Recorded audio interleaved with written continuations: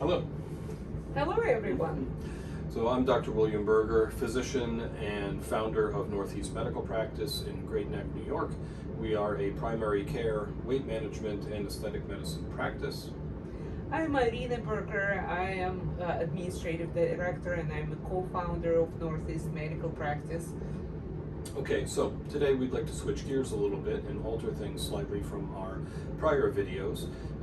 And this time I'm going to be the interviewer and Irina will be the interviewee. So as I mentioned, we're a weight management practice and I have created basically what I would describe as a holistic kind of obesity medicine practice.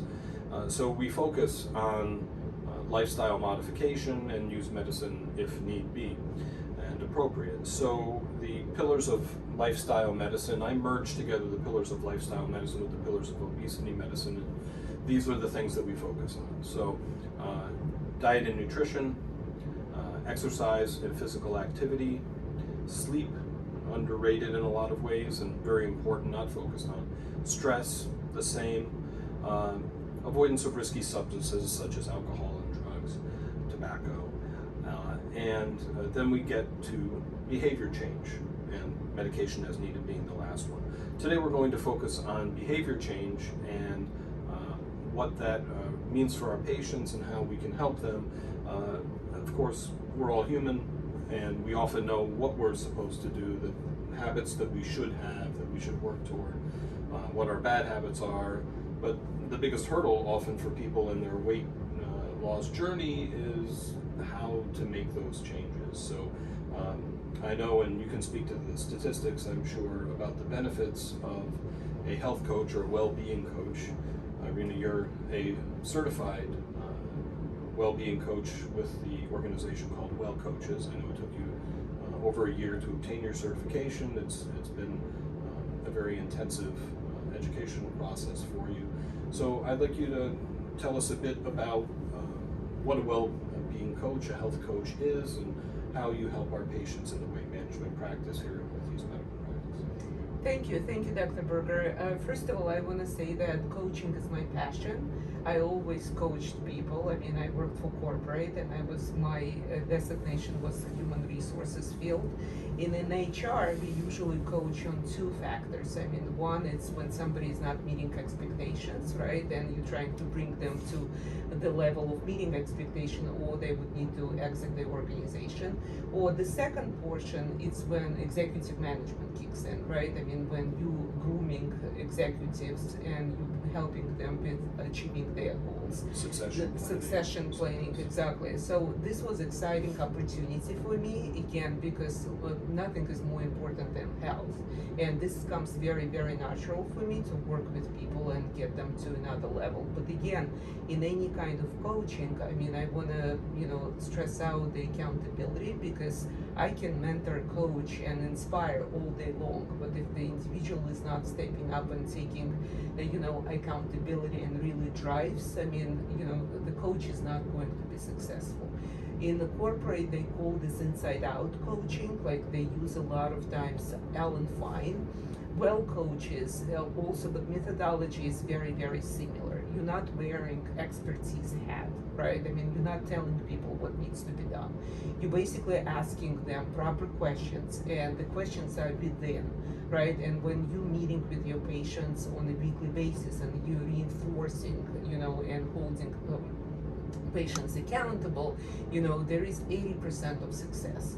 Again, throughout 80% greater success if the health coach is used in a weight management program. Exactly. And the problem is, as soon as you come off the medication, and if you're not sustaining good, proper lifestyle changes, people gain weight.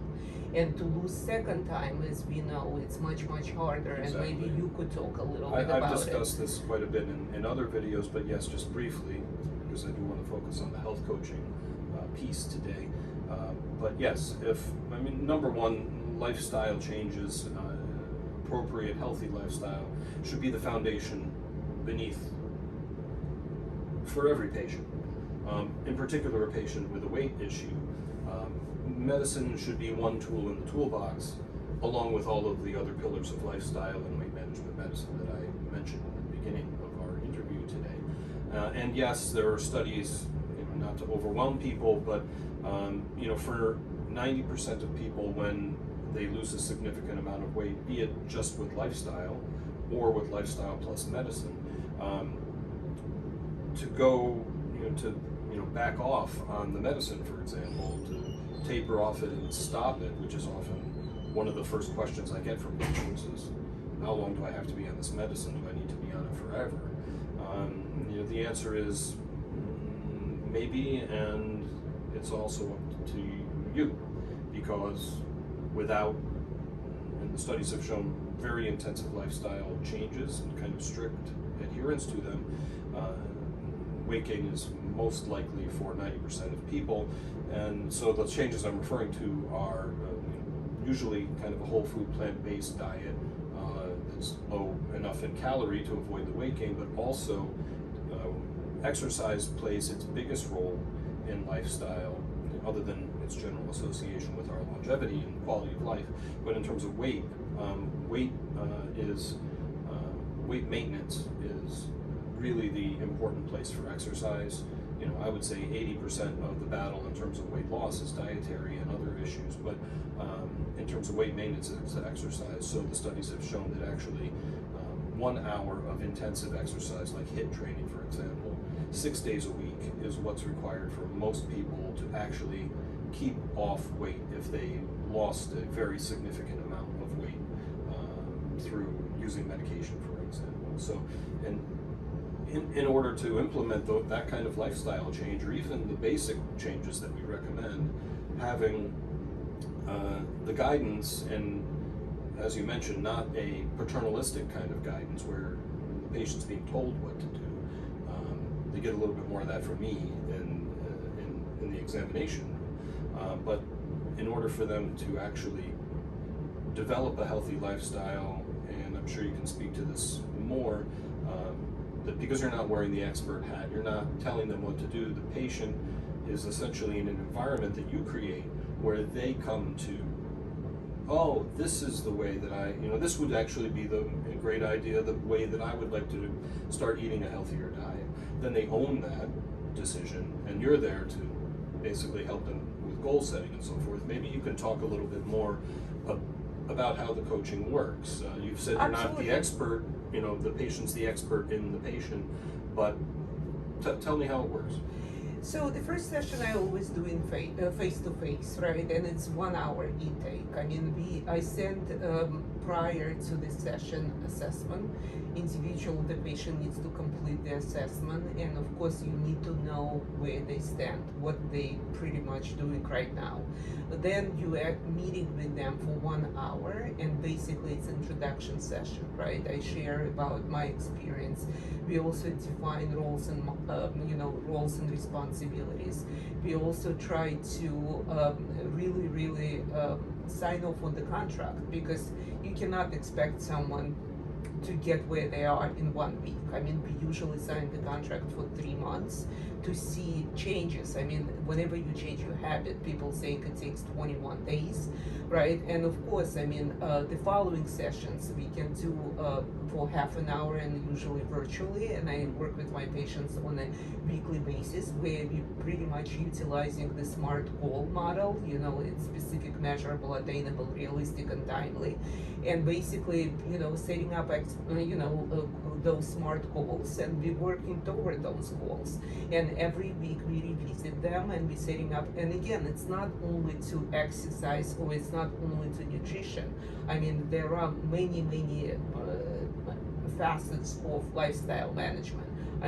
Somebody is not sleeping well, somebody is very stressed out. Right. There are a lot of family issues, work issues. There are a lot of it all plays into exactly. There are a lot of one's lifestyle. Mental challenges. So I try to provide resources, and I'm trying to actually bounce those things by you, right. Because and I'm we not a also clinician. pull in talk therapists referrals. as needed, because neither Exactly. of us are psychiatric mental health professionals. Exactly, and it's not one fits all. I mean, people are different. People have different issues, concerns, and really, and it's extremely rewarding to see people obtaining their, getting where they are. Like this morning, I had an individual who actually lost 70 pounds without any weight management medication. Right. Why? Because he works out twice a day. He changed his entire nutrition plan, and He came to me after hospitalization where he was found to have uncontrolled diabetes. And so, although I did use a small amount of metformin in him because he was so invested in his lifestyle changes. His A1C was 8.8, so uncontrolled, not by any means the worst uncontrolled diabetes I've seen, but uncontrolled, and he's young. He's about 30 years old and had a heart attack, actually. That's why he was in the hospital, and they discovered the diabetes while he was there. So diabetes being the incredibly powerful risk factor for cardiovascular disease, i.e. heart attack and stroke, actually to the point that diabetes is as much of a risk factor for a heart attack as somebody who has already had a heart attack. Like somebody who's already got cardiovascular disease to the point where they had a myocardial infarction and MI, a heart attack. Having diabetes and not having already had a heart attack, you're as much at risk for your first one as somebody is at risk for their second one. But yes, he basically applied himself, cut the carbs almost entirely out of his diet, not keto, but really limiting his carbohydrate intake, working out both strength and aerobic training twice a day, most days, and his A1C was 5.9. Yeah, and it's incredible because it's in such a short period of time. It's in a month and a half. No, I mean those youth is are helpful. Yeah, and it's also extreme, right? I mean, it's probably was a wake-up call when. Well, yes, I mean he's a young man who had had a heart attack. Heart attack, exactly. But being driven by his lifestyle, his diet was, frankly, very unhealthy. He told me prior. I didn't know him prior to this event. He came to us as a new patient after discharge from the hospital, post heart attack. But it shows the power of lifestyle change. Absolutely. I mean, he's on the lowest tiny dose of metformin. Most of the lion's share of the correction in his hemoglobin A1C is all due to his efforts in the kitchen and in the gym. Yeah, and it's also interesting. You mentioned something about age, right? I mean, this is why I'm saying it's not one, cookie cutter approach. I mean, No. it's really depends where individual is. I mean, we see a lot of overweight patient with, medical issues or either thyroid or, Right, of course, all those things need to be corrected. If Exactly. you're hypothyroid, you're likely to gain weight or at least have trouble losing it. Of course, routinely I'm checking thyroid function on lab work. But yes, he's young and he was able to really turn things around largely with lifestyle, tiny bit of metformin, but largely with lifestyle. However, for whatever reason, family history and other things, although his diabetes was not outrageously out of control, the young gentleman had a heart attack, very, very young. So he woke up and made big changes, and it shows the power of big changes. However, we also have many, many patients much heavier than him who actually don't yet have diabetes or cardiovascular disease, hypertension, high cholesterol, whatever metabolic derangement you care to name, that are really kind of the children of high weight. But they have huge risk for those things, plus cancer. Obesity is a huge risk factor for cancer. So, whether the patients come to us because something already happened, like this young man, or because they're kind of setups for bad things to happen, lifestyle is very, very powerful. And as you mentioned with the statistics, such higher rates of success in helping people get their weight down and stay at their goal weight using a health coach, it's as potent a tool in the toolbox as any of the others. Absolutely, and this is what I wanted to mention. It's not only one aspect, right? I mean, when they come to Northeast Medical Practice, I mean, we actually tackling from all angles. Exactly. I mean, you know, I know you first send patients for the lab work. You need to look into their labs and see where they are. And then you have, you know, exercise physiologists. You have meal planning, creation of the meal planning. We have well coach on site. I mean, it's all has to be in a Exactly. uh, Exactly. We don't, simply throw medication for weight loss at the patient and say, we'll see you in 6 months.